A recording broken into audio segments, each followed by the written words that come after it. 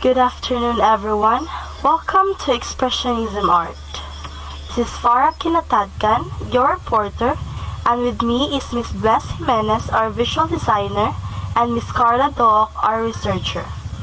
As seen on the screen, there are lots of Expressionism arts made by different Expressionism artists.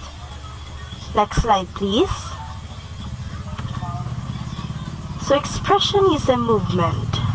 Expressionism is an art in which the image of reality is distorted in order to make it expressive of the artist's inner feelings or ideas.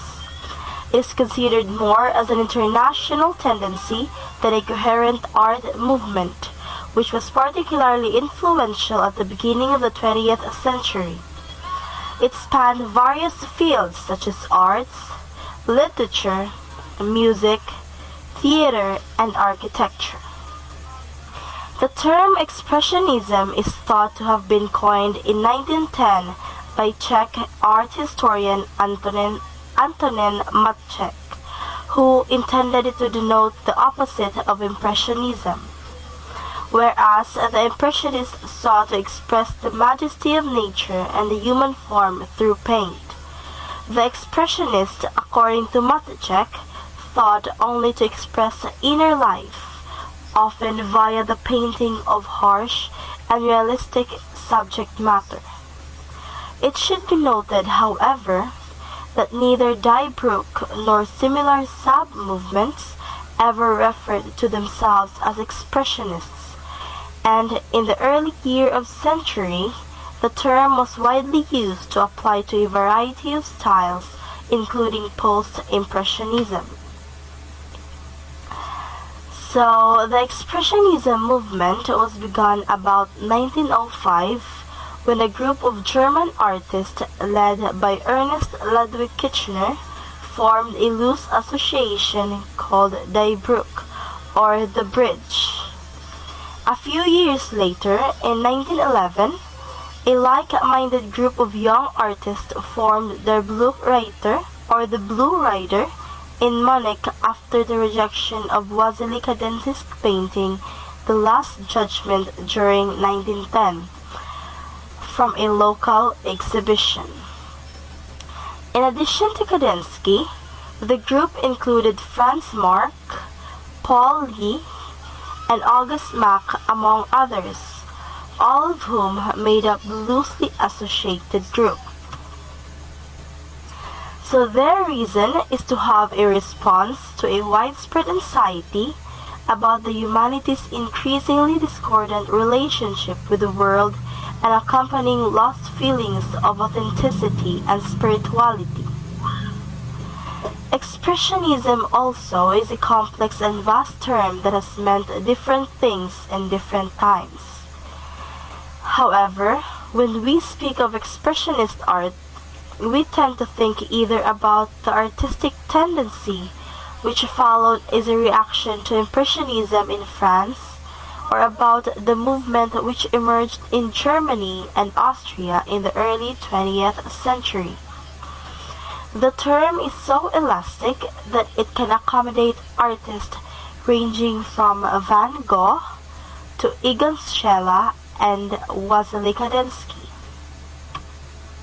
Next slide, please. So, Expressionist artists sought to express emotional experiences rather than physical reality. And here are the 10 well-known Expressionism artists. We have here first Edvard Munch for his famous painting The Scream, Wassily Kandinsky for his Der Blue Rider painting, Oskar Kokoschka for his Hans Tetz and Erika Tetz contract, Franz Marc for his large blue horses, Carl Schmidt-Rottluff for his Houses at Night, Ernst Ludwig Kitchener for his Street Berlin, Egon Schiele for his Sitting Woman with Legs Drawn Up, Erich Heckel for his Portrait Woman, James Sutton for his Mad Woman, and lastly, for number 10, we have Francis Bacon for his Progestrus during 1920, which portrays a place heaving with tension. So, among all these 10 Expressionism artists, we chose Edvard Munch. Edvard Munch is a Norwegian-born Expressionist painter. He was born on December 12, 1863. His mother died because of tuberculosis a few years after he was born. He was raised by his father, who suffered from mental illness. Their father raised them with the fear of deep-seated issues, which is part of the reason why the work of Edvard Munch took a deeper tone and was known to have so many repressed emotions as he grew up.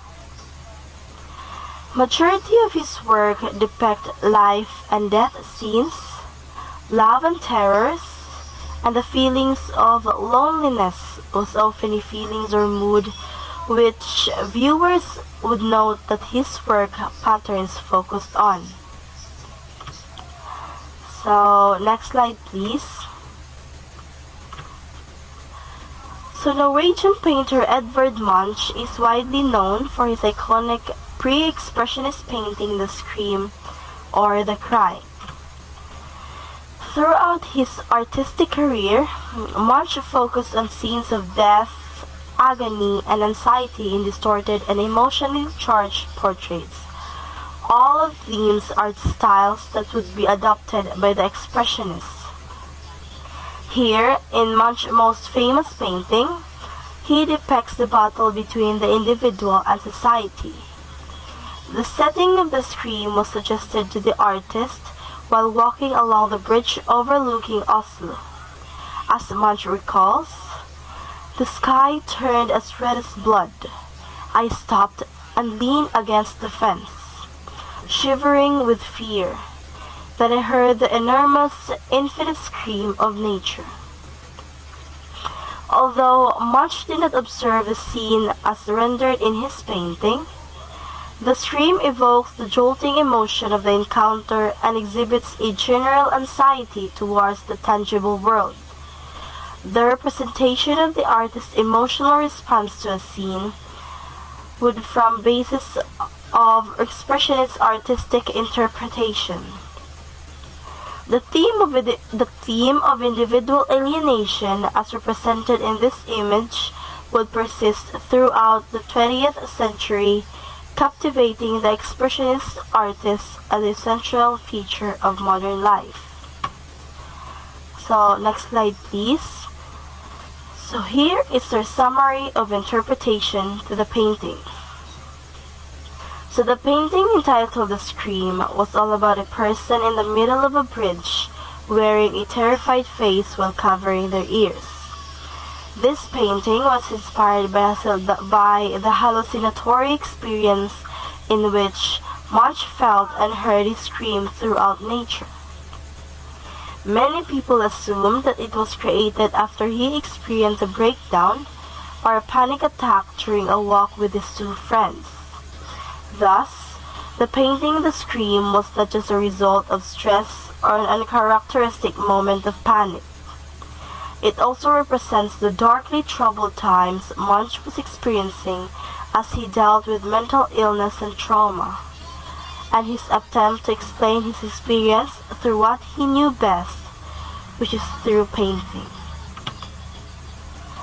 So that's all for our presentation for the Expressionism art movement, and here are the sites and links where our works are cited.